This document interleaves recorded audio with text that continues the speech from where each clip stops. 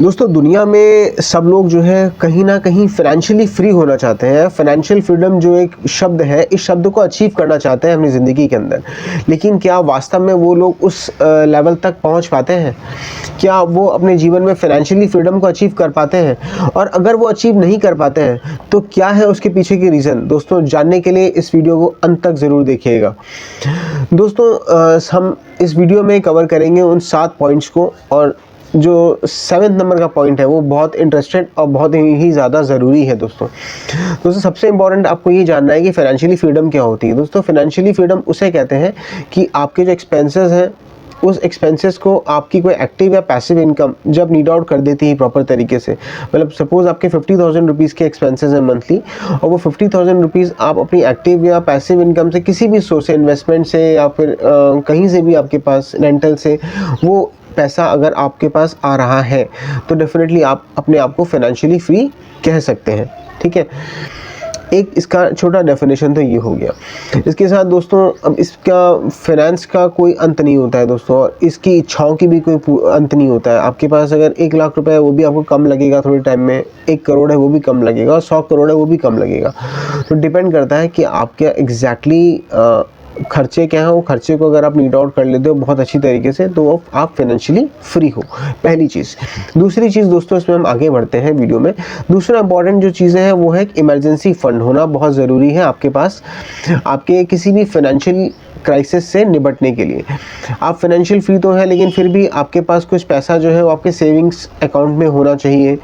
कुछ आपके liquid mutual funds हैं उसके अंदर वो पैसा आपके पास होना चाहिए, या कुछ शॉर्ट टर्म एफडीज आपकी होनी चाहिए जो आपको और ज़्यादा स्टेबिलिटी देंगी आपके फाइनेंशियल फ्रीडम की यात्रा के अंदर। ठीक है, इसके साथ ही दोस्तों हमें अगर हम फाइनेंशियल फ्रीडम की बात कर रहे हैं तो हमें उन हाई इंटरेस्ट डेप्ट को अपने आप से एलिमिनेट करना होगा, दूर करना होगा हर कीमत पे, जो कि हमारी फाइनेंशियल फ्रीडम के अचीवमेंट के रास्ते को और ज़्यादा लंबा और ज़्यादा दूर कर देंगे। दोस्तों वो क्या है, बहुत बार आप देखते हैं लोग बाग पर्सनल लोन ले लेते हैं हाई इंटरेस्ट के ऊपर, लोग क्रेडिट कार्ड्स के अंदर हाई इंटरेस्ट पे करते हैं। वैसे बहुत सारे क्षेत्र हैं जहां लोग हाई इंटरेस्ट पे कर रहे हैं, उनको पता ही नहीं है। तो अगर आप हाई इंटरेस्ट कहीं भी पे कर रहे हैं तो आपकी फाइनेंशियल फ्रीडम के जो रास्ता है, अचीवमेंट है, वो थोड़ा सा और डिले हो जाएगा। इसके साथ ही दोस्तों इन्वेस्ट कंसिस्टेंटली। आपको अपने पोर्टफोलियो को एक डाइवर्सिफाई करना होगा। आपको कुछ पैसा अपने पोर्टफोलियो में से, अपने इन्वेस्टिंग पोर्टफोलियो में से कुछ पैसा म्यूचुअल फंड्स में डालना होगा। कुछ पैसा आपको पोस्ट ऑफिस की जो सेविंग स्कीम्स होती हैं, जो डेट सेविंग स्कीम्स होती हैं, उसके अंदर आपको इन्वेस्ट करना होगा। कुछ पैसा अगर आपके पास कुछ कॉर्पस बड़ा है तो उसको आप रियल एस्टेट के अंदर डाल सकते हो, या फिर रियल एस्टेट के जो इन्वेस्टिंग फंड्स होते हैं उसके अंदर आप डाल सकते हो पैसे को। और इस तरीके से जब आप पैसे को डाइवर्सिफाई करेंगे तो आपका रिस्क भी डाइवर्सिफाई हो जाएगा दोस्तों। वो है सबसे इम्पॉर्टेंट है कि आप इंक्रीज योर एक्टिव इनकम। अगर आप अपनी एक्टिव इनकम को बढ़ाने की कोशिश करते हैं दिन पर दिन, कि आज आप 1 लाख रुपए कमा रहे हैं और आगे चल के आप कोशिश करें मैं 1.5 लाख कमाऊंगा, जितना ज़्यादा आपकी एक्टिव इनकम बढ़ेगी उतना ज़्यादा जल्दी आप अपने फाइनेंशियल फ्रीडम के जो गोल है उसको अचीव करने की तरफ आप पहुंच जाएंगे। तो सबसे इम्पोर्टेंट है, अगर आप किसी भी रास्ते पे चल रहे हैं तो वहाँ इम्पोर्टेंट है कि आप फाइनेंशियली फ्री होना चाहते हैं, तो बहुत ज़्यादा इम्पोर्टेंट है आपके एक्टिव इनकम को बहुत अच्छा होना चाहिए। अगर आपका एक्टिव इनकम अच्छा नहीं है तो सबसे पहला सारे काम छोड़ दीजिए। सबसे पहला इंपॉर्टेंट है अपने एक्टिव इनकम को अच्छा करने की कोशिश कीजिए या बढ़ाने की कोशिश कीजिए। उसके लिए कुछ हाई अर्निंग स्किल्स आप सीखें जिससे कि आपकी एक्टिव इनकम बढ़ सके। आप काम करें, फ्रीलांसिंग आप काम करें, बहुत कुछ आप कर सकते हैं अगर आप करना चाहते हैं तो।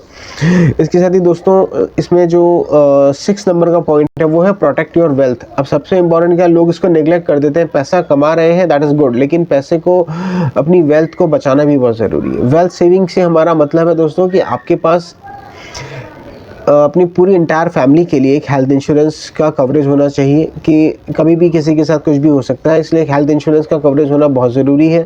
पर्सनल एक्सीडेंटल पॉलिसी है तो बहुत अच्छी बात है। इसके साथ ही दोस्तों अगर आपके पास अगर टर्म इंश्योरेंस है, लाइफ इंश्योरेंस है, तो वो भी आपकी फैमिली के रिस्क को कवर करता है दोस्तों।